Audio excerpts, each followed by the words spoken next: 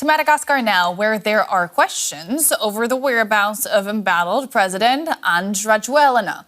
President Rajoelina has made an address to the nation in the last hour. According to Reuters News Agency, the president said he had to move to a secure location to protect his life.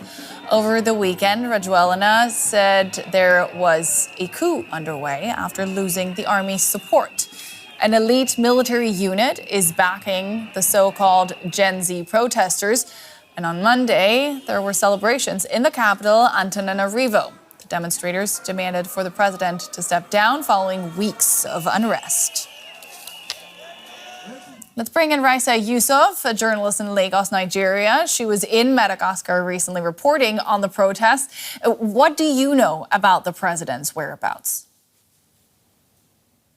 So he's still in an undisclosed location. So in his address, he said that he had to flee in a secure location because his life was threatened.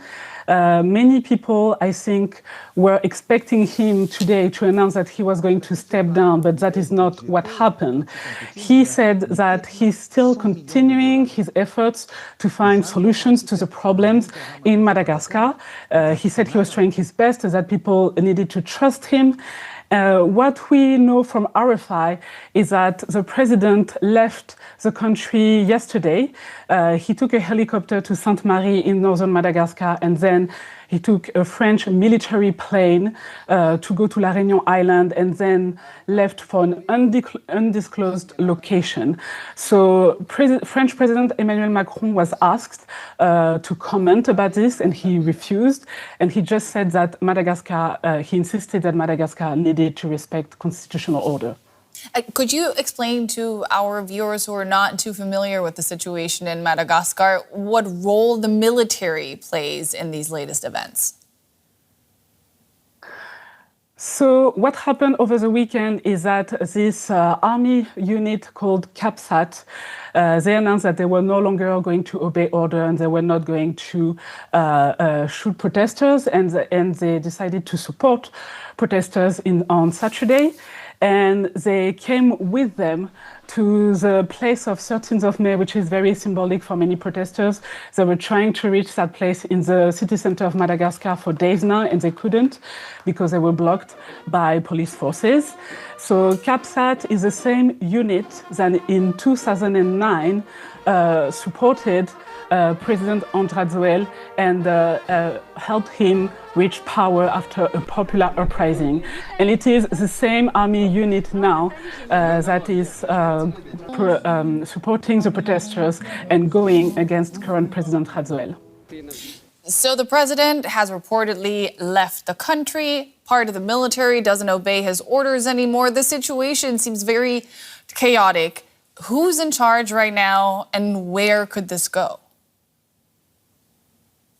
So you're right, the situation is still very confusing at the moment. So President Rajoelina remains in power. What is likely to happen is that opposition members of parliament have announced that tomorrow they want to put in a request for a special meeting so they can impeach President Rajoelina, and they present this option as a legal way. So tomorrow is what is supposed to happen. All right. And meanwhile, the UN estimates that 22 people were killed during the protests. Do you expect their deaths to be independently investigated? It is hard to say at the moment. A few days ago, President Rajoelina had said that he did not agree with that report from the UN. According to him, it was 12 people dead, and according to him, it was mostly people looting. So that's not what the UN was saying. And now that we are still in the process of seeing he's going to be impeached or step down, it is hard to say right now if there is going to be an independent investigation regarding this death.